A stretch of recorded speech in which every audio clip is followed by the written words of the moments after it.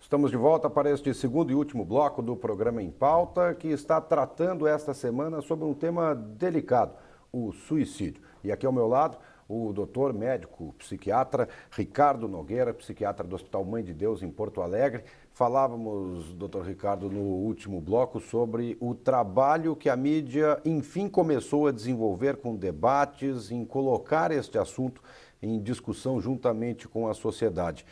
Hoje aqui eu estou quebrando um paradigma, quebrando um tabu, porque a mídia, até por normas, né, não pode falar sobre suicídio, ou falar não digo, mas não pode divulgar, por exemplo, um suicídio, porque segundo alguns estudos, né, isto aumenta o índice, aumenta as possibilidades de quem está pensando em ter uma atitude como essa, realmente chegar às vias de fato e acabar tirando a própria vida. Eu queria que o senhor falasse justamente sobre isso. Qual é a visão do senhor sobre o papel da mídia na abordagem do suicídio?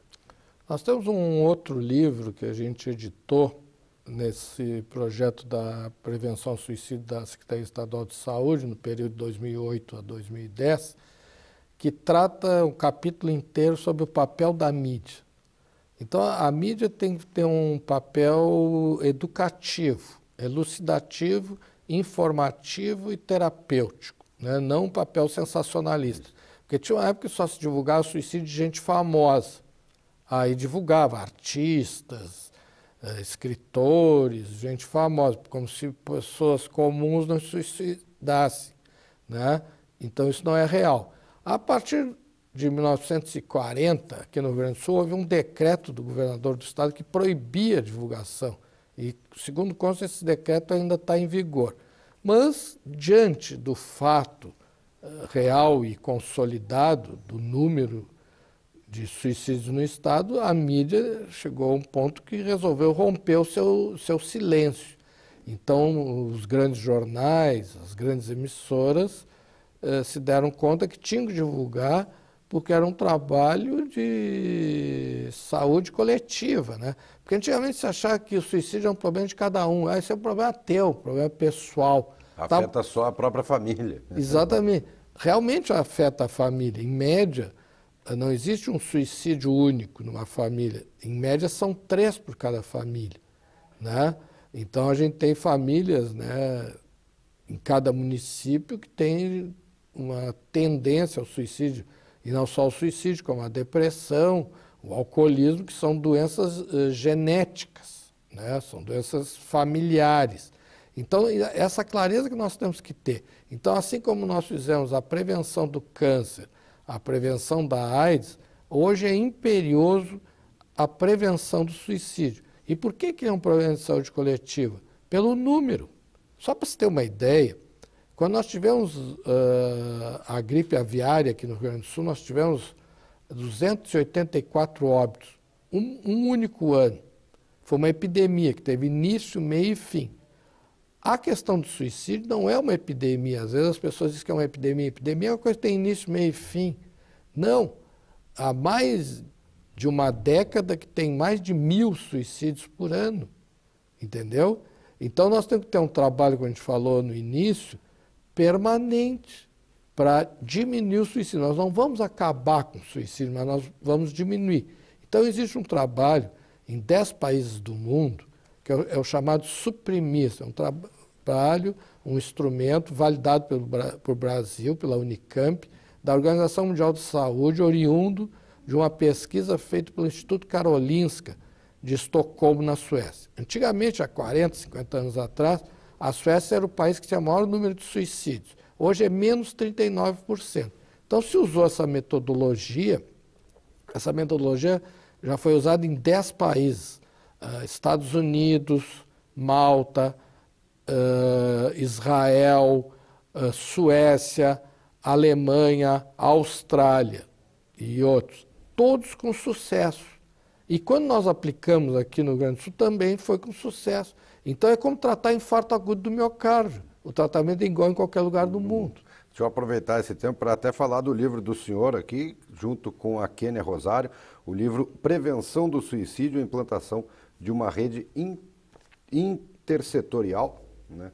Está aqui o livro para a gente mostrar aos telespectadores. Esse livro trata, bom, o título já disse, da prevenção do suicídio, mas aborda que aspectos especificamente, doutor Ricardo? Que nós temos que criar uma rede intersetorial. Essa rede, ela não é só de instituições, mas são de pessoas interessadas no tema.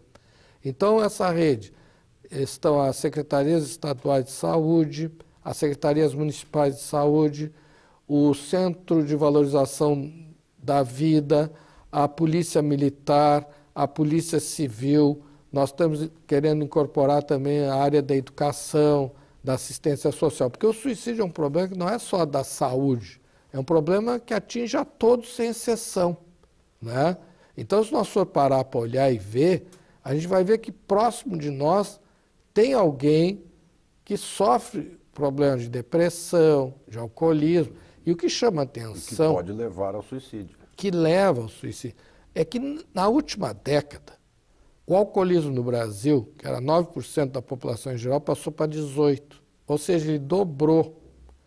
O uso do crack quadruplicou, né? O crack também é erroneamente chamado de epidemia do crack. A epidemia teria acabado, teria início, meio e fim. Como o senhor falou, não é uma gripe aviária. Exatamente. Quer dizer, a gripe aviária foi uma histeria coletiva, botaram container na frente das emergências, dos hospitais, compraram 40 milhões em vacinas, ninguém usou as tais das vacinas.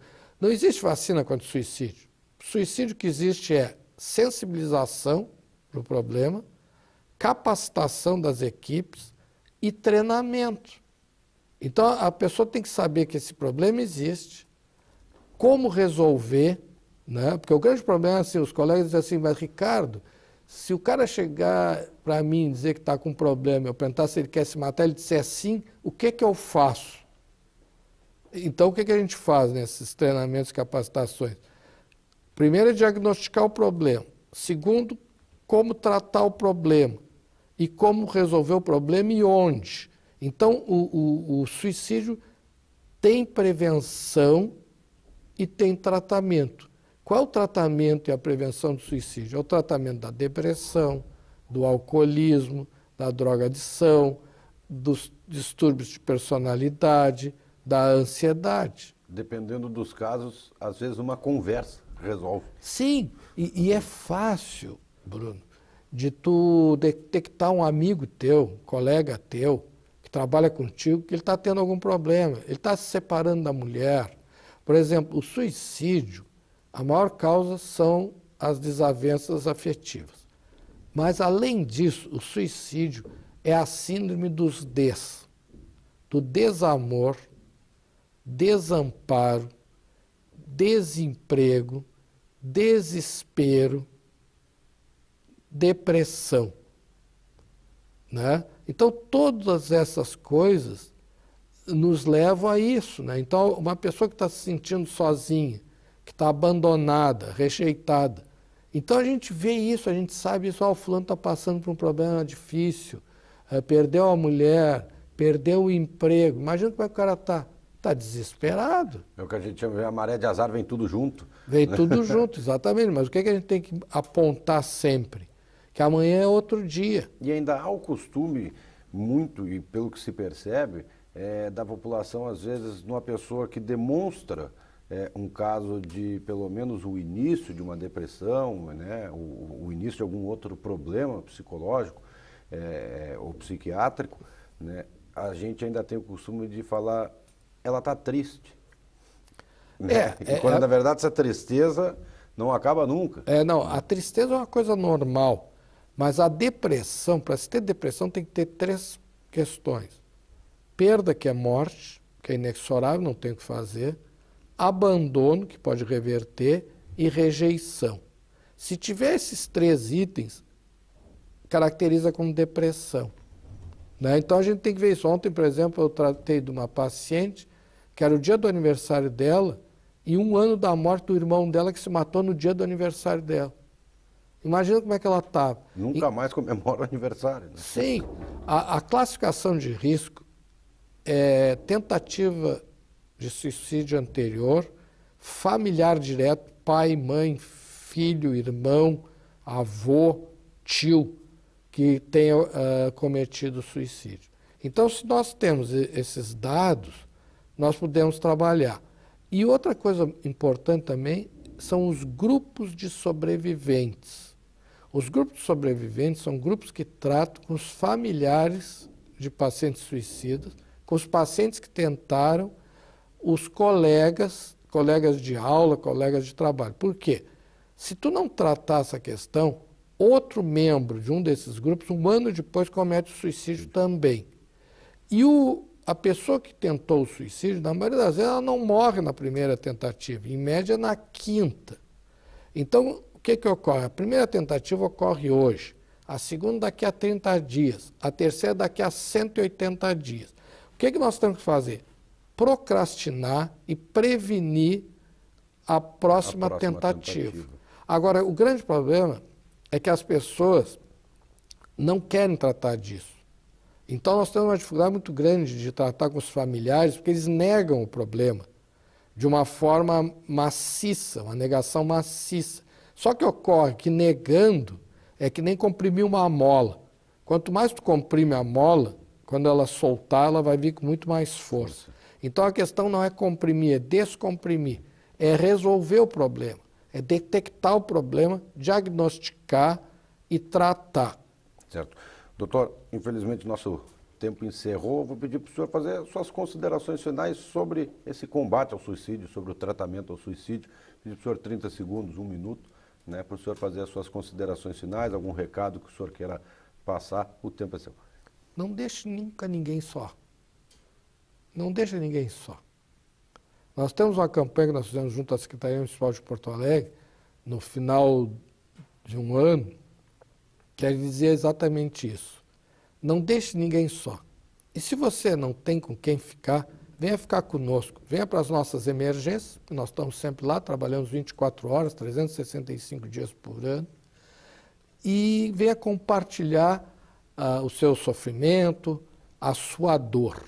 Então, o que nós temos que fazer é aliviar o sofrimento do nosso irmão. Tá certo. Doutor Ricardo, obrigado pela participação, parabéns pelo livro e sucesso no seu trabalho, que é tão importante aí para a sociedade em geral. Obrigado. Tá certo.